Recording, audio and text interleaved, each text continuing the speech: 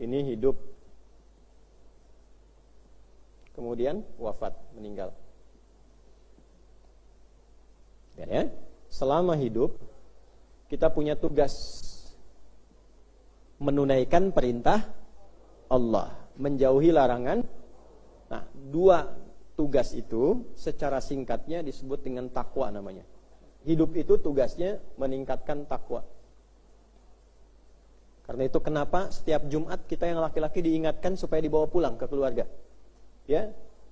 Hai orang-orang yang beriman, jamaah sekalian, kan jamaah Jumat yang dirahmati Allah, mari kita meningkatkan takwa kepada Allah dengan cara menunaikan perintah Allah dan menjauhi larangannya, ya. Nanti setiap ibadah pun kalau tidak di awal ujungnya takwa.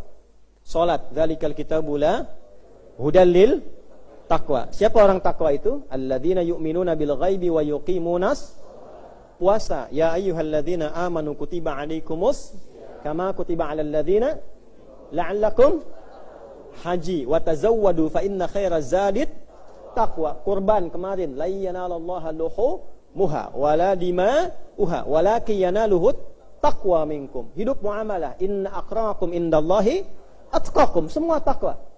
Dan tugas takwa itu kita kerjakan selama hidup sampai wafat.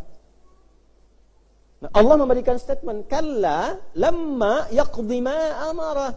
Hei yang kau sibuk itu, selama kesibukanmu, boleh jadi engkau belum pernah menyelesaikan semua perintahku. Ya kan? Nah, apa makna terdalam ayat ini? Supaya kita paham untuk menyusun agenda takwa kita selama hidup sampai dengan meninggal. Ayo keluarkan perintah Allah dari dua yang besar tadi. Ini saja kita kerjakan sampai meninggal. Walaupun mungkin semuanya belum tentu pernah dikerjakan. Tapi minimal kita pulang itu dihitung dengan ikhtiarnya, ada kesungguhan mengerjakan itu. Ya. Nah, dua inilah yang kita turunkan. Satu, kerjakan perintah. Dua, jauhi larangan. Nih. Apa yang dikerjakan, apa yang dijauhi, ini tiga ini nih, Bu, Pak. Tiga ini saja. Akidah, jangan musyrik, agak sampai meninggal. Jangan murtad, agak sampai kita bisa mengucapkan di ujung akhir hidup kita, la ilaha illallah. Man qala fi akhir hayatihi atau kama qala sallallahu alaihi wasallam, siapa yang di akhir hidupnya mampu mengucapkan kalimat la ilaha illallah dakhalal jannah, terjamin surga dia. Masuk surga. Tapi itu, menjaga itu dengan apa? Dengan ibadah dan dengan muamalah. Itu hubungannya. Jadi kalaupun Bapak Ibu latihan dari sekarang, la ilaha illallah, la ilaha illallah, enggak pernah ibadah, enggak pernah sholat, enggak pernah baca Quran. Hobinya cuma dengar nyanyi ini itu macam-macam, pesta. Enggak nyambung. Karena setan datang dengan kebiasaan nanti. Ya, kebiasaan joget-joget, nah sakaratul mautnya joget. Ya, kebiasaan mabuk. Kebiasaan mencela, itu setan datang dengan kebiasaan. Kalau kebiasaannya yang enggak disenangi setan enggak hadir. Walaupun berusaha dia, tapi malaikat menjadi tameng. Biasa sholat, Masya Allah, dalam sujud, subhana rabbiyal a'la wa bihamdi, meninggal. Masya Allah. Mau meninggal dalam sujud? Bentar lagi zuhur ya. Kalau pas ajal loh, tiba ajalnya. Nah, ini yang kita keluarkan dulu, kembalikan dulu ke sana. Satu, akidah jaga ya, hati-hati. Kenapa? Karena nanti akan tiba masanya menjaga akidah itu tidak mudah. Hati-hati, menjaga akidah tidak mudah. Ya, memang dulu tuh kelihatan sekali hitam putih, sekarang bisa abu-abu. Ada paham-paham yang tidak jelas. Ya, hati-hati ya, ini yang pakai seragam-seragam, kadang di bawah study tour, tiba-tiba dapat pengajian, bahasanya pengajian, isinya semua agama sama, menuju pada Tuhan yang sama, cuma caranya beda-beda. Dibawa masuk ke tempat ibadah orang lain, terus meninggal di situ, gimana kira-kira? Itu dibawa dulu. Ya, tapi kita sangat elegan karena kita satu-satunya yang punya kaidah lakum dinukum Ya, hormati keyakinan orang lain. Jangan ganggu keyakinan orang lain. Tunjukkan nilai Islam yang baik. Tapi jaga keyakinan kita, jangan dicampur-campur. Dalam saat yang sama, hormati keyakinan orang lain. Tidak perlu mencela. Orang punya keyakinan, kita hormati. Cara menghormatinya adalah, satu, jaga keyakinan kita. Kedua, tidak perlu dicampur-campur. Paham? Baik, satu ini tentang akidah. Jaga. Perintah Allah jelas. Perintah Allah apa? Jelas. Dan ini yang paling dasar. Maaf ya, kalau ada orang kelihatan sholat ibadahnya, kelihatan haji hampir tiap tahun, kelihatan umrohnya hampir tiap bulan, tapi di sininya masalah. Innallaha la yaghfiru ay yushraka bihi wa yaghfiru ma duna dzalika liman yasha. 2 kali di surat An-Nisa saya ditegaskan. Sungguh tegaskan pada hatimu, Allah tidak akan pernah mengampuni dosa syirik bagi hambanya yang mengerjakan itu sampai wafat tidak taubat. Awas, jangan putus sampai di situ. Artinya apa? Kalau ada orang pernah syirik tapi kemudian dia taubat, taubatnya diterima kalau dia nasuha. Tapi kalau dia syirik atau bahkan murtad kemudian meninggal dalam kesyirikan dan kemurtadannya, belum taubat, maka itu yang tidak terampuni. Jelas? Karena itu kalau ada orang berbuat demikian, doakan. Dakwahi dengan doa dulu supaya semua orang mendapatkan haknya jadi baik. Ya, jangan cepat menghukumi dulu ya, tapi kita doakan. Wa yaghfiru ma duna dzalika liman yasha, dan kalau Allah berkehendak selain itu bisa diampuni. Artinya apa? Sampai ke akhirat pun masih peluang dapat syafaat. Ada orang pernah berbuat dosa misalnya, dosa-dosa besar. Ya, maaf, membunuh, berzina, macam-macam dan sebagainya. Tapi dia beriman. Dia dihukum dulu. Dia bertobat, benar-benar taubatnya sesuai ketentuan, diampuni di dunia, tidak disoal di akhirat. Dia bertobat tidak maksimal, dihitung amal solehnya, ditimbang dengan amal salahnya. Karena tinggi amal salahnya, dihukum dulu, diberikan hukuman, Allah adil. Hukum dulu. Setelah selesai kadar hukumannya, karena ada masih imannya, dibawa dengan imannya, dimasukkan ke dalam surga. Tapi supaya orang tidak berpikir begini, ntar juga ke surga, yang penting beriman, kan? Maka diturunkanlah ayat-ayat neraka yang dahsyat. Nih, yang kamu pandang bahwa nggak apa-apa, paling sehari 2 hari ke neraka, ya kan? Turun ayat. Innal ladzina kafaru biayatina sawfa nuslihim nara. An-Nisa ayat 56. Orang-orang yang sengaja menyimpulkan ingkar kepadaku, sengaja, paling karena ada iman ke neraka paling sebentar lah, habis itu ke surga gitu kan. Nah, orang-orang yang punya kesimpulan seperti itu, saufan nuslihim nara, aku perintahkan pada malaikat nanti untuk merendahkannya di hari kiamat, tarik ubun-ubunnya, rendahkan dia begini.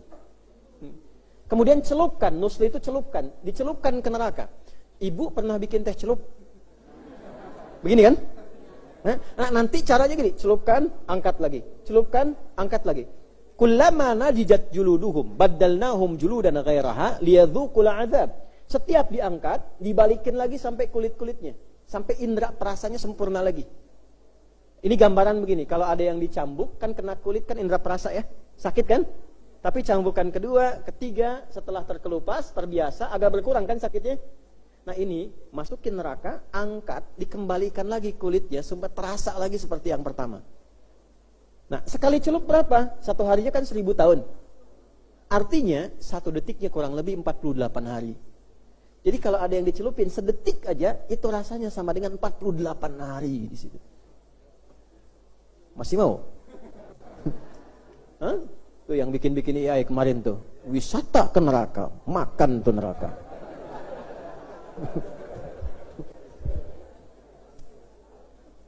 Nah itu akidah.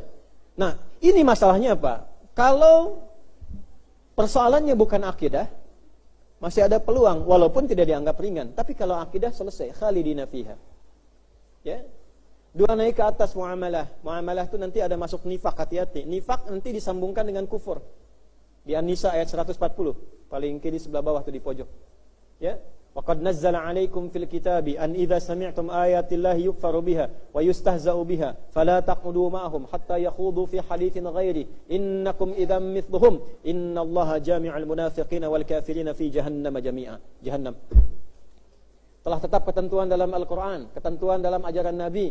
Kalau Anda mendengar ada pengajian, ada yang ngajar, di situ kemudian mengingkari ayat-ayat Allah, mempresetkan ayat-ayat, Ayat sholat dianggap mainan, ayat hijab dianggap mainan.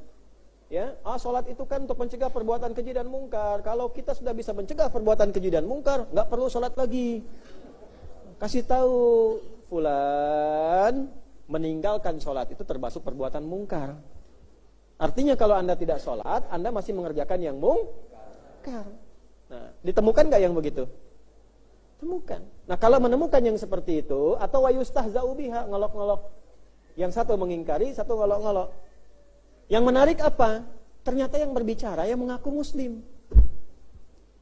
Kalau yang dia belum Islam, belum kenal Islam, belum tahu Quran, dalam tanda petik ya, dia bicara karena tidak tahu. Tapi ketika orang mengatakan dia muslim, dan dalam statementnya dia menyoal agamanya, mengolok-olok tuntunan agamanya, bahkan mengingkari ketentuan ayat Qur'annya, maka digolongkanlah oleh Allah pada golongan orang munafik dalam bermuamalah, dan orang ini yang dijerumuskan ke neraka duluan dibandingkan dengan orang ingkar. Innallaha jami'ul munafikin. Munafiknya dulu diambil. Jelas di sini? Oke, hati-hati ya. Baik. Teruskan. Nah, sekarang kita bikin kurikulum. Izin ibu, bapak, ibadah ini supaya jaga sampai meninggal. Yang pokok keluarkan dulu. Apa ibadah yang pokok? Ini digabungkan dengan ini. Nomor satu, gabungkan dengan 3. Keluarnya rukun Islam. Aqidah 1, asyhadu an la ilaha wa asyhadu anna Muhammad. Jaga sampai meninggal. 1 ini. Saya kalau akidah itu tegas ya, mohon maaf ya. 2, untuk menjaga akidah itu supaya terjaga, maka dijaganya lewat ibadah. Makanya syahadat dijaga lewat sholat. Setiap sholat, asyhadu an la ilaha wa asyhadu anna Muhammadan Rasulullah. Dalam tahiyat, takbir dibuka dengan apa? Allahu Akbar, ya kan? Nah, kalimat Allah. Maka, kenapa diperintahkan sholat? Salah satunya menjaga akidah. Paham? Baik ya, melatih iman. Maka lihat, keluarkan yang pokok. Buat menunya di sini. 1, perintah takwa selama hidup berarti sholat, jangan tinggal. Sholat. Kalla lamma yaqdi ma amarah.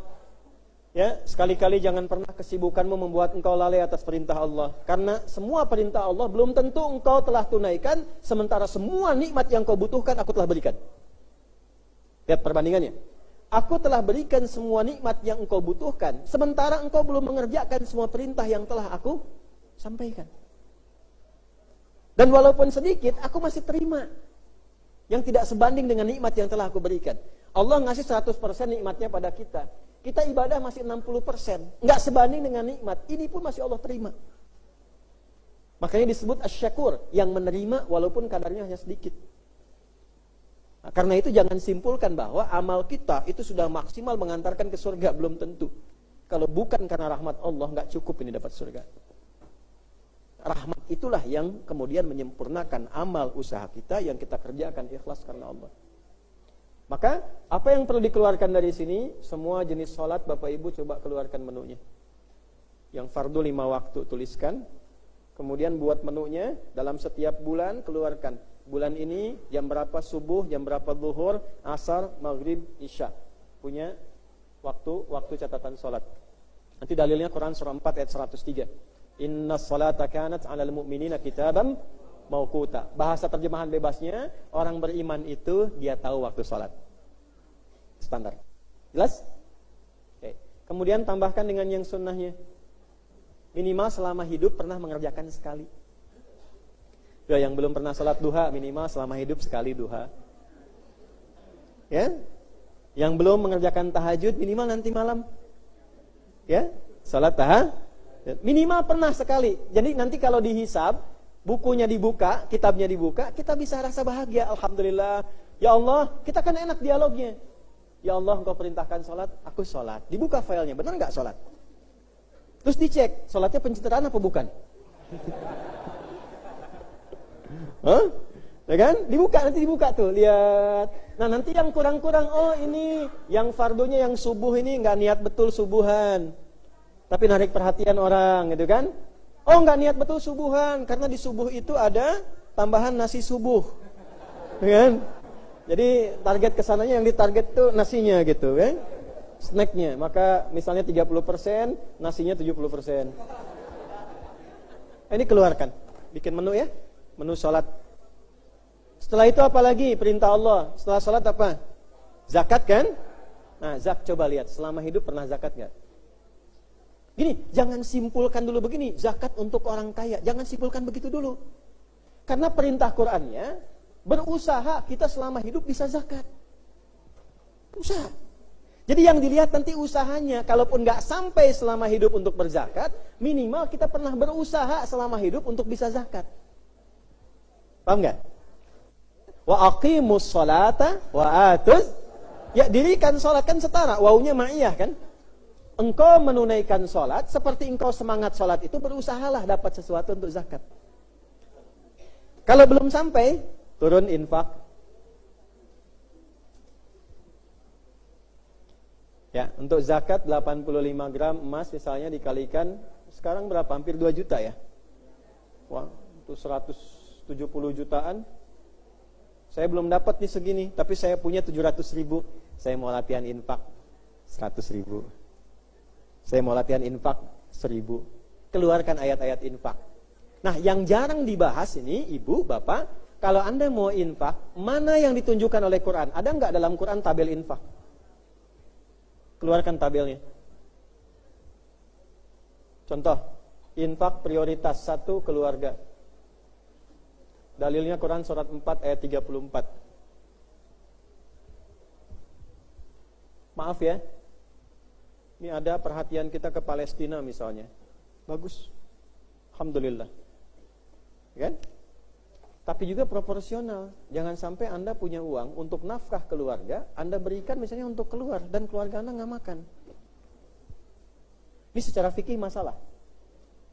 Secara fikih apa? Masalah. Karena nanti ada urutan, ketika nggak bisa dengan harta, minimal anda dengan doa. Dalam tahajud anda mohon. Nanti anda berusaha lagi. Jadi yang pertama kita tempatkan itu keluarga dulu. Ar-rijalu qawwamuna 'alan nisa bima faddalallahu ba'dahum 'ala ba'din wa bima anfaqu min amwalihim. Jadi yang pertama kali kebutuhan dasar infaknya keluarga dulu. Dan jangan dikira ketika anda berikan, maaf ya, uang kepada istri, kepada anak, uang jajan, itu nggak ada pahalanya. Itu ada pahalanya.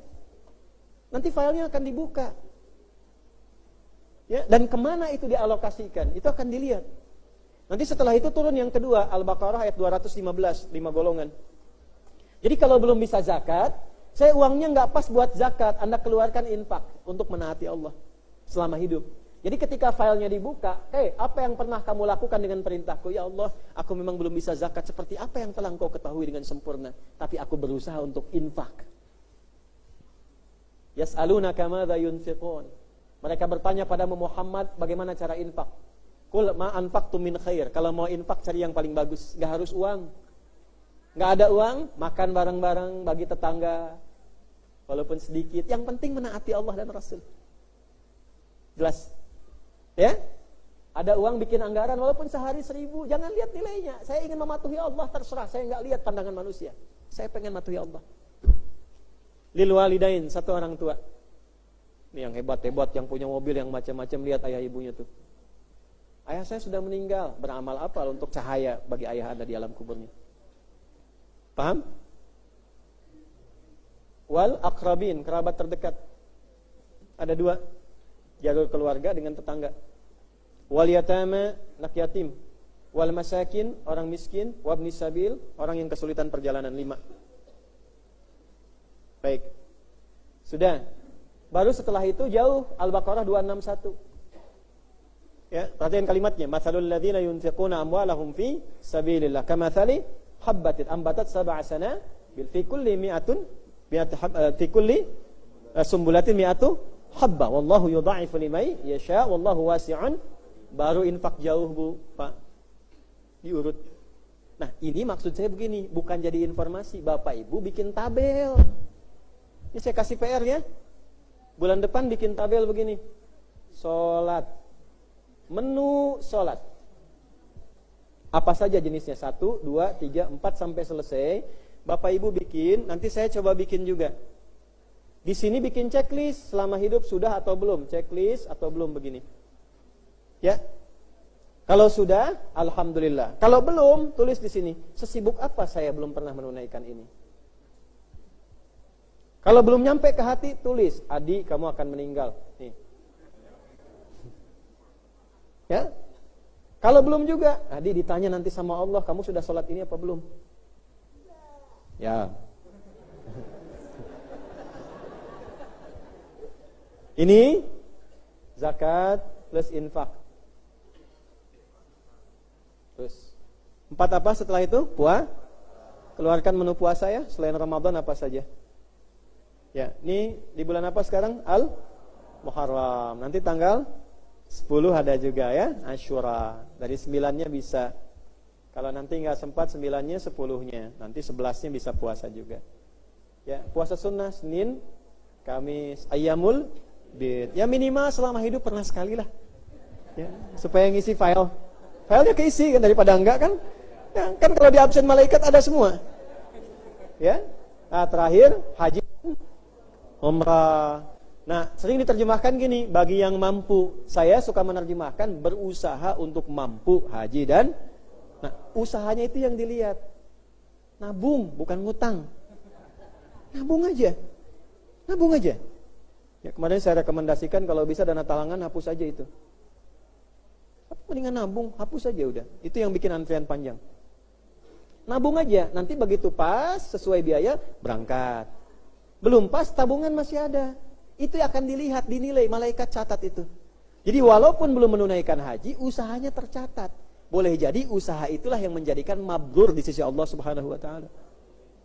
Ini gambaran. Nah, ini tugas kita cuma itu saja. Nanti yang dilarang apa? Ini ibadah. Oh, sholat larangannya jangan riya. Perintahnya tunaikan dengan khusyuk. Apa itu riya? Belajar bab ilmu riya dalam sholat, pelajari supaya terhindar dari riya. Demikian dengan zakat, demikian dengan infak sampai ke haji dan umrah. Pelajari perintahnya, pelajari larangannya sehingga ibadah ditunaikan sesuai dengan ilmu dan hukumnya. Nah, ini yang seharusnya jadi materi-materi pengajian. Yang DKM di sini, coba susun materi sesuai kebutuhan hidup kita saja apa. Itu yang dipelajari, nggak usah jauh-jauh. Ya, oh ini bahas perang ini, perang itu, ini nanti dulu lah itu. Ya, kalau kita bukan di bidangnya, ini dulu, yang lain kita bawa dengan doa. Paham? Baik, ini yang kita kerjakan dulu. Setelah itu masuk bab ke sini muamalah. Saya tutup. Muamalah tuh gini aja Bu, Pak, kita sharing kunci cepatnya ya. Ini aja nih. Perhatikan telunjuk saya. Ya. Ini jadi 5. Dari sini. Ini apa? Peci. Kepala. Kepala sampai ujung kaki. Kalau ini sudah benar, selamat muamalahnya. Di sini ada mata. Keluarkan ayat dan hadis petunjuk tentang mata. Belajar target sepekan untuk mengamalkan ayat dan hadis ini. Apa saja fungsi mata, bagaimana cara memandang. Keluarkan ayatnya. Pekan berikutnya, telinga. Bagaimana cara mendengar. Keluarkan ayat-ayat telinga, hadis tentang telinga. Pekan berikutnya, lisan. Sampai selesai ke ujung kaki. Sampai jadi hamba yang seutuhnya. Kalau ini bisa dikerjakan, muamalah jenis apapun itu insya Allah akan sukses. Sebagai suami, istri di rumah insya Allah akan sukses. Dibawa keluar dengan tetangga insya Allah akan selamat. Karena apa? Dia tahu fungsi mengerjakan seluruh bagian tubuhnya. Dalam situasi apapun. Tinggal nanti ditempatkan di mana, belajar babnya. Misal, nanti ini kalau sudah bagus, pilih satu di antara 4. Mau hidup dengan kedudukan, jabatan, yang birokrat, diplomat kan ngejar jabatan tuh, karir ke atas, kan? Nanti setelah itu belajar bagaimana menempatkan fungsi ini di fungsi kedudukan. Nanti keluarkan ayatnya tentang kedudukan. Kalau jadi pimpinan mesti bagaimana, hadisnya bagaimana, profil sahabatnya seperti apa. 2, harta. Yang dagang, yang bisnis, yang jualan. Ya, bagaimana menggunakan tangan dengan benar di bidang tijarah. 3, ilmu. Yang ingin jadi ustadz, kiai, mufasir, insinyur, macam-macam. Bagaimana nanti tubuh kita mengeksekusi ilmu yang ada dalam diri kita. Bicaranya bagus, tapi yang keluar adalah hal-hal yang tidak baik isinya. Retorikanya bagus. Di Quran itu ada ayat begini. Ada ayat mengatakan, Ada orang kalau bicara itu begitu indah kalimatnya, tapi di dalamnya ada racun yang sangat berbisa. Ya. Bu, madu isinya racun. Coba ibu pilih, mau di madu apa di racun? Maaf ya, bercanda aja. Bercanda. Itu ada di Al-Baqarah ayat ke 204. Wa minan nasi may yu'jibuka qawluhu fil hayatid dunya wa yushhidullaha ala ma fi qalbihi wa huwa aladdul khisam. Anda akan dapati beberapa orang di muka bumi ini pandai beretorika. Kalimatnya indah, bagus. Bahkan bawa-bawa nama Allah. Tapi Anda akan mendapatkan isinya sebetulnya menjauhkan Anda dari Allah. Merusak kehidupan. Hati-hati. Wa idza qila lahu ittaqillaha akhadhatul 'izzah. Kalau diingatkan, sombongnya keluar. Saya ini doktor, saya ini profesor. Tapi kemanapun dia beraktivitas itu membawa masalah. Wa idza tawalla sa'a fil ardi liyufsida fiha wa yuhlikal hartha wan nasl. Wallahu la yuhibbul fasad. Kemana aja membawa kerusakan. Dengan kalimatnya bagus, tapi ternyata di dalamnya ada kerusakan. Hati-hati ya. Nah, jadi secara singkatnya, kalla lamma yaqdi ma amarah ini keluarkan supaya kita bisa sempurna menghadap Allah sesuai kemampuan kita dalam sebaik yang bisa kita lakukan. Jelas kalimatnya? Kalau ini tidak bisa dikerjakan, tetap kufur, nanti di akhirat sebelum dimasukkan ke dalam neraka jahanam bersama jin pembangkang, itu dicela oleh Allah, disamakan bahkan lebih dibandingkan dengan hewan ternak. Maka turunlah Quran surat 7 ayat 179. Walaqad dara'na li jahannama katsiran minal jinni wal lahum qulubun la yafqahuna biha walahum a'yunun la yubsiruna biha walahum adhanun la yasma'una biha ulaika kal an'ami bal hum adall. Ya, hati-hati, aku telah berikan engkau pikiran tidak dipakai, mata tidak digunakan, telinga tidak difungsikan. Kenapa engkau seperti binatang bahkan lebih dibandingkan binatang? Maka silahkan nikmati neraka jahanam yang telah aku siapkan untuk orang-orang seperti kalian. Itu ancaman yang dari awal kita antisipasi.